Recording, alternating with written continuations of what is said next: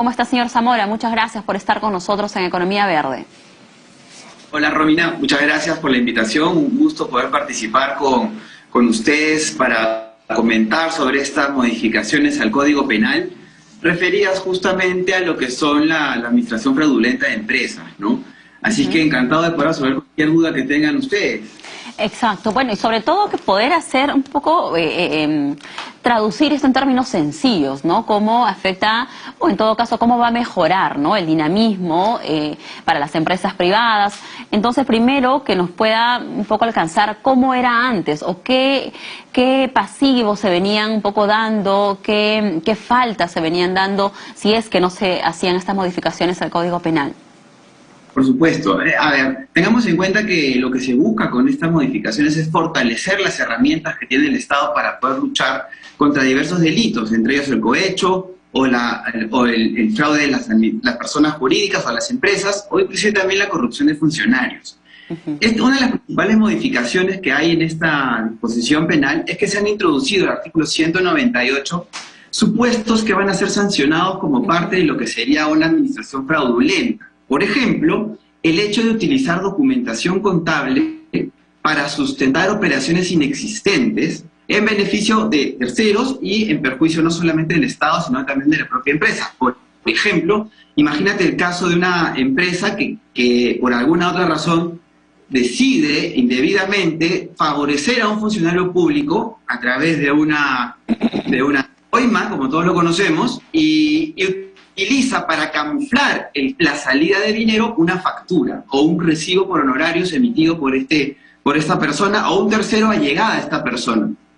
El hecho de utilizar documentos contables reales como un comprobante de pago, le hace una factura, un recibo por honorarios, también está tipificado en el Código Penal hoy en día como un supuesto para incurrir en el delito de fraude de la administración o administración fraudulenta, cuya pena o cuya sanción va desde los 2 años a los 5 años de prisión privativa de la libertad.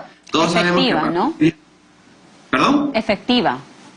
Exactamente, a partir de los 4 años ya las penas se vuelven efectivas y este delito de la administración fraudulenta ya contempla el hecho de poder sancionar inclusive con una cárcel efectiva por utilizar, en términos de ejemplo, una factura para encubrir una operación inexistente y que tenga como correlato, obviamente, una corrupción de funcionarios. Esto ya viene justamente de la mano con lo que se acaba o que se está trabajando para publicar, que es la posibilidad que tenga el Contralor o la Superintendencia de Banca de Seguros de acceder a las cuentas bancarias y levantar el secreto bancario. Recordemos que, como está diseñada la Constitución, el acceso al secreto bancario es un poco, complejo por un tema de seguridad a la intimidad de las personas, pero sí está autorizado que un juez ordene el levantamiento, una comisión del Congreso también puede autorizar el levantamiento del secreto bancario de persona, pero hoy en día ya se está trabajando para que esta posibilidad también la tenga el Contralor dentro del procedimiento de investigación que esté realizando de corrupción de funcionarios, porque de esta manera, al poder acceder a la información bancaria de los funcionarios, se pueden advertir desbalances patrimoniales, ¿no? Y esto no solamente ayuda a luchar contra el lavado de activos, sino también ayuda a luchar contra la evasión tributaria y obviamente contra la corrupción de funcionarios. Muy bien, sobre estas nuevas sanciones también, háblenos por favor de lo que es la doble contabilidad, ¿no? Mucho se escucha de que las empresas tienen una contabilidad real, ¿no?, de sus ingresos, ¿no?, y también una contabilidad para la SUNAT. Eso como se dice, sacarle la vuelta a esta normativa ya no va a ser posible porque se ha modificado las sanciones, son mucho más severas. Cuéntanos por favor de ello, o cómo se venía dando esta situación de la doble contabilidad. Lamentablemente es una práctica nociva y perniciosa para nuestra sociedad que algunas empresas, con el propósito de evitar el pago de impuestos, por ejemplo, o con el propósito de evitar obligaciones laborales inclusive, lleven una contabilidad paralela de sus operaciones, ¿no? En la contabilidad real, la que aparece frente a terceros, evidentemente se registran menos operaciones que las que realmente realizan, ¿no? Y obviamente esta contabilidad adicional o contabilidad paralela les permite llevar un control de lo que realmente están haciendo. Entonces, esta doble contabilidad, en buena cuenta, tiene que ser advertida, obviamente, por quien esté investigando determinada situación, también va a calificar como una administración fraudulenta, y la persona que ha intervenido en esta doble contabilidad, le hace el contador de la empresa, le hace el gerente general, quien finalmente también va a ser responsable de una denuncia penal por este delito. Entonces, esto también a veces es mal utilizado para el menor pago de impuestos, como te había señalado, y eso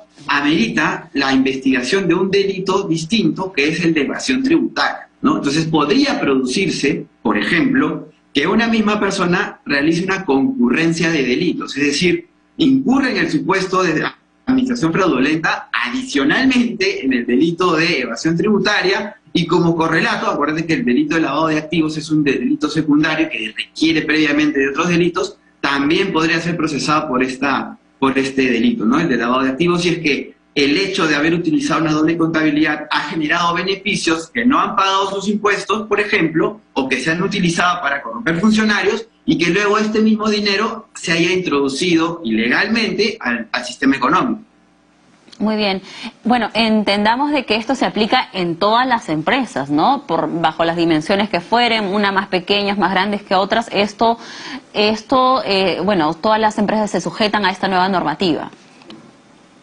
Así es, lamentablemente, tanto las empresas pequeñas, las MIPES, o las grandes empresas, en algunos casos, no todos, obviamente, se incurren en estas prácticas ilegales, y que hoy en día ya han sido incorporadas como un supuesto del delito de administración fraudulenta, justamente para poder tener un marco normativo sancionador que evite o desincentive estas prácticas, ¿no? Que obviamente no nos hacen bien a todos como sociedad. También se está fortaleciendo, ¿no?, la lucha contra el cohecho transnacional. Cuéntenos un poquito más de ello. ¿Cómo va a cambiar ahora? Claro, acordémonos que de acuerdo al principio de territorialidad, normalmente las normas solamente son aplicables en territorio peruano, inclusive las penales. Sin embargo, esta modificación lo que está haciendo es posibilitar de que una ley peruana se aplique a un delito cometido en el extranjero, siempre y cuando quienes hayan cometido estos delitos, o las personas que hayan cometido estos delitos, sean funcionarios públicos, por ejemplo, o que el delito cometido en el extranjero impacte nocivamente en el Estado peruano, ¿no? En contra de terceros o en contra de las mismas instituciones públicas. O sea, podría ser el caso que funcionarios en el extranjero, o inclusive terceras personas en el extranjero, cometan delitos. Estos, aun cuando han sido cometidos fuera del Perú, si es que han tenido una consecuencia negativa en nuestro país, van a poder ser sancionados y solicitarse inclusive las extradiciones que correspondan para poder ser procesadas estas personas aquí en nuestro país. Sí, sí, muy bien, ¿no? Porque ya se tiene, como se dice, los lineamientos más claros de cómo proceder frente a una posible situación de cohecho transnacional, ¿no? También estábamos revisando, por ejemplo, esto de que en algunos casos sucede, ¿no? Cuando se oculta información, por ejemplo, a los accionistas, socios, asociados, auditor interno, auditor externo, según sea el caso, terceros interesados, la verdadera situación jurídica de la empresa. Es correcto. Eso que mencionas, Romy, son los otros supuestos que están regulados en el artículo 198 del Código Penal como presupuestos de una administración fraudulenta, ¿no? Yo había citado como por el ejemplo de utilizar documentación contable para camuflar o simular operaciones que no se han realizado, pero las otras conductas que tú has comentado también son supuestos del delito que se denomina administración fraudulenta, y que, como sabemos, también pues utiliza a las personas jurídicas de cara a poder perjudicar no solamente a los accionistas, sino también a terceros o inclusive instituciones públicas como la SUNAT o alguna entidad por la cual de repente la empresa tiene alguna relación contractual, una obra pública, por ejemplo, ¿no? Entonces, en este marco normativo penal se han incluido ya estas conductas como un hecho delictivo, justamente para desincentivar o, en todo caso, sancionar a aquellas personas que han incurrido en estas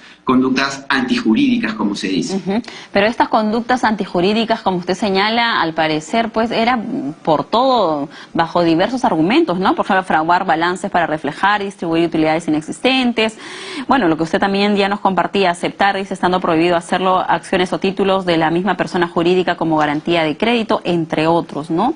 Entonces, ahora le consultamos decíamos, ¿qué tan informales nos habíamos vuelto en estos trámites no contables? ¿O cuánto perdíamos de dinero la SUNAT en general en este tipo de argucias, ¿no? En estas sacadas de vuelta a la ley, por así decirlo, de manera un poco más coloquial? Claro, lamentablemente tenemos una cultura tributaria un poco pobre, ¿no? Y esto va de correlato también con, de repente, que el mismo Estado no nos provee a todos de servicios de calidad u oportunos, y a veces la gente dice, ¿de qué manera voy a hacer para pagar menos impuestos, por ejemplo, ¿no? Llevando una situación totalmente prohibida por la ley en provecho propio y en perjuicio obviamente de la recaudación tributaria.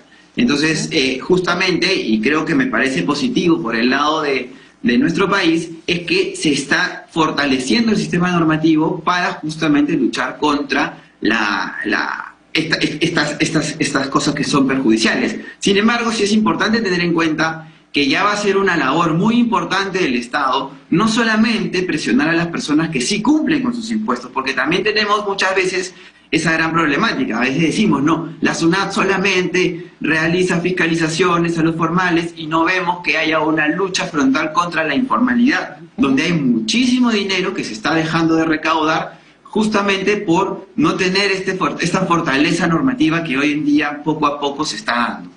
Bueno, pero ya la tenemos, esta fortaleza normativa, como usted dice, a mejorar la cultura tributaria de nuestro país y que en realidad vayamos mejorando, ¿no?, en cada uno de los procedimientos que se han venido dando. Así que muchísimas gracias, señor Zamora, por estar con nosotros, especialista tributario, hablándonos de lo que es esta nueva ley que modifica el Código Penal a fin de fortalecer la lucha contra los delitos de administración fraudulenta, la contabilidad paralela y el cohecho transnacional.